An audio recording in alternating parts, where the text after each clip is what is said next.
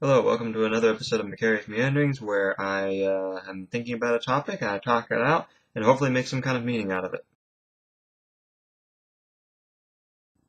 This episode is about Elder Nektary of Optina, a saint in the Orthodox Church. This is the book of his life. It's not a big book, but it's sizable, of some 400 odd pages, 450 or something like that.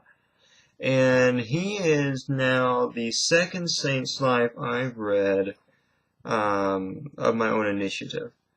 So in the Orthodox Church, you have saints, and there are saints' lives that I chronicle. There are many of them. You'll never finish reading them. It's impossible, physically impossible. And so with that, I didn't really grow up reading saints' lives very much. I kind of did, but it wasn't really something that I particularly was interested in of my own accord. It's not like my parents made me read them or anything like that, but it was just something I never really got into. Recently that has changed. And so now I'm reading Saints' Lives. The first one I actually read was Elder Barsanufius. A friend of mine is borrowing that at the moment, so I can't read it. I can't review it exactly without the book. I would prefer to have it with me. Otherwise, it just feels like it would lose. There'd be something would get lost in translation if I were to review it without it actually present. So Saint Nektary is the elder who I'm reviewing, whose life I'm reviewing tonight, and he is a really interesting elder, like all the other elders of Optina, and really just saints in general. His background is just as varied. I mean, speaking briefly about Elder Barsanufius, Elder Barsanufius came from a very rich family, very well-to-do, and he was a military officer for his life, most of his life until he became a monk. Um, and he really appreciated literature, the opera, art, classical music. That was a thing he simply did that he enjoyed. Saint Nektary, on the other hand, here he was a very different background. His father died when he was very young, and before the age of 20, his mother died, and so did their pet cat. So for most of his younger life, he didn't have a dad. So him and his mom just lived very poorly, doing as well as they could where they were. And they had a pet cat. And that was it. And then, all before the age of 20, his mom reposed, and then his cat died as well. So he's like on his own now. All things considered, there's not a whole lot to consider. All we know is, thanks to the imperfect records that were left behind by the Soviet Union, who destroyed as much as they could of Christianity in Russia. As far as we know, Saint Nektary came out okay as of 20 years old. You know, in spite of all that tragedy and everything, he came out all right. He was a good kid who was working in a store, and everything was okay. He actually fell in love with the store owner's daughter. She fell in love with him. He went to ask a blessing to marry her, and he was sent to Optina. And when he went to Optina, he was told by a monk, I don't remember who, it was probably an elder at that time, I don't remember who it was now. It's somewhere in the book, but there's a lot of information. To go pack his things and come back to Optina because he was going to become a monk. When the word of God speaks to you, you listen. He went back, packed his things, and came back and became a monk. That was it. He was in the world, and then he came to the monastery and left the world, and he lived in a monastery the rest of his life, well, until the Soviet Union came. But anyway, so delving more into the character of Saint Nektary, he is a really funny guy. Like, he is hilarious. He's amusing. He amuses himself. So Saint Nektary was a clairvoyant elder, which is to say he can see the past, the present, the future, you know. Thinking back to one of my other videos about Star Wars, Yoda is able to see bits of the future and stuff like that. He seems to be kind of clairvoyant. Well, so, I don't know if George Lucas intentionally stole from Orthodoxy. I'm not sure. I kind of doubt it, but you never know. I mean, this idea has been around forever, so a lot of what he derived was from mythology. But anyway, Saint Nektary is infinitely better than Yoda ever could be. Yoda wishes he was Saint Nektary, especially since Yoda's a fictional character and doesn't actually exist. So what Saint Nektary did one time was he used, I guess you could say, he used his clairvoyance to play a practical joke on somebody to teach them a lesson that they needed to learn. So there was an old couple, Sergei Nihilus and his wife, whose name I don't really remember. Sergei was the primary writer of the family between the two of them. So there's the writings of Sergei Nihilus about Optina Monastery. So he's the one I'm more familiar with.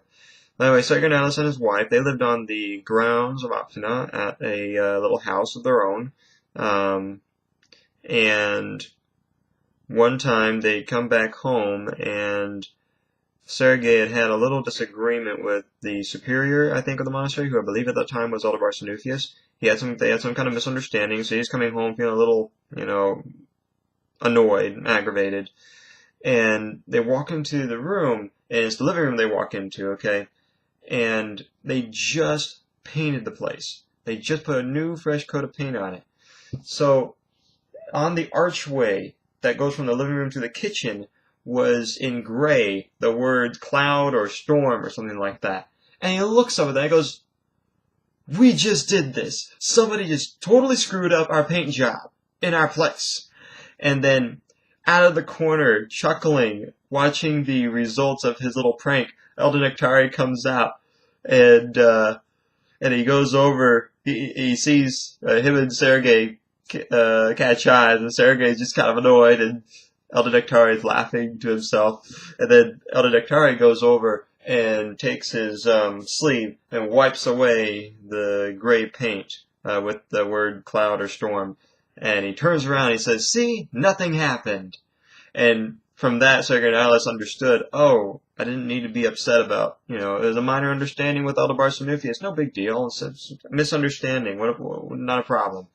And so there's an example of how he used his prankster nature and his clairvoyance to teach people, to instruct them. When I say teach a lesson, I don't mean teach a lesson as in bad boy. I should clarify, it's more like instructing somebody, helping them to overcome a minor foible, a little problem. And he would use his clairvoyance to help people with big problems too. Right now I can't think of any particular example.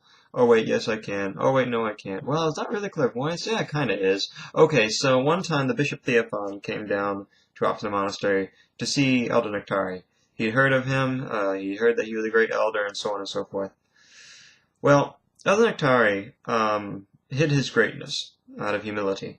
And so he would do things that would make people think he was absolutely bananas. It wasn't until after the fact that they understood, oh, he is a great elder. Now I understand why he did what he did when I came to him for counseling.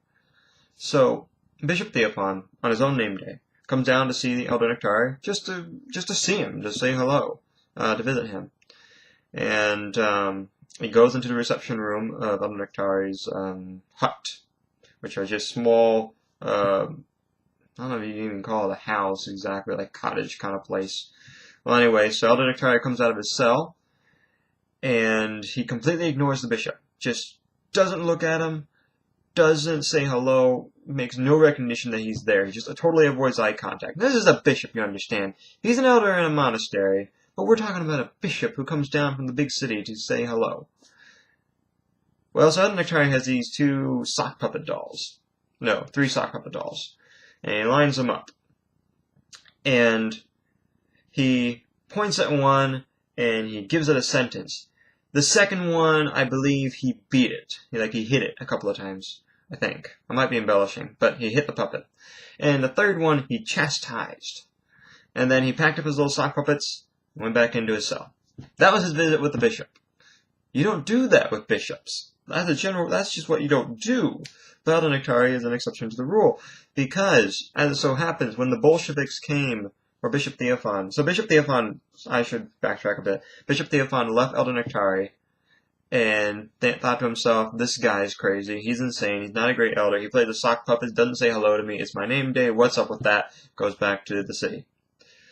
Okay, well, when the Bolsheviks came, Bishop Theophan was given a sentence, I'm presuming he was beat or somehow physically harmed in the process or whatever. It doesn't actually say in the book, but I'm guessing that, since the middle part was where Elder Nektary was pounding the sock puppet, well, and then I guess, God chastised him, but in a way, I feel like he kind of chastised himself when he was sitting when he was in prison or whatever. He realized, oh my goodness, Elder Nektary foretold all of this. I was given a sentence. I was physically beat, and now I'm being chastised. And he said, I am a sinner before God and the elder. Lord Jesus Christ, Son of God, have mercy on me.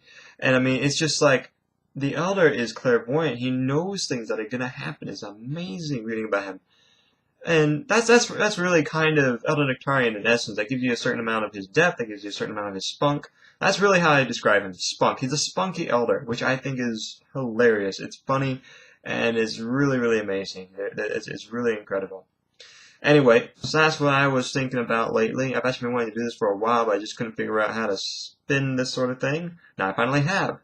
So you have a good night. And I will too. Or morning, or whatever.